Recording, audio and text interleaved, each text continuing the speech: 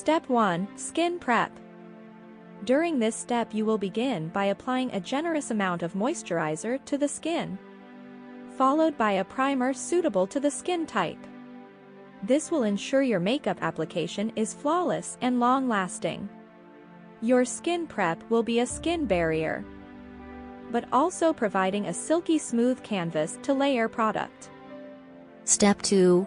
Base coverage and sculpting. During this step, for easiest application, use a foundation brush to place the foundation product on the face and use a dense foundation brush to pat in a downwards motion for a seamless blend.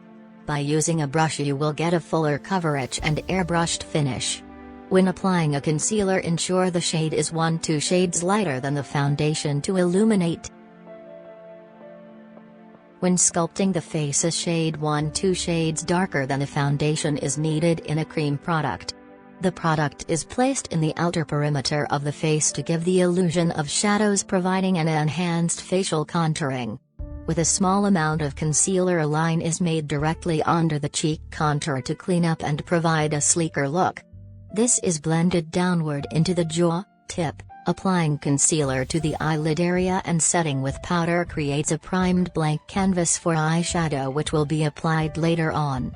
Blush is then added to the higher part of the cheeks to give a slight flush of color to the skin, followed by highlight powder, which provides light to all the natural high parts of the face, cheekbones and bridge of nose. Tip: to reduce skin glow, apply a light layer of translucent powder to set the cream products in place. For a lighter coverage, follow all steps using only a dampened sponge. A sponge provides a lighter coverage as it absorbs product.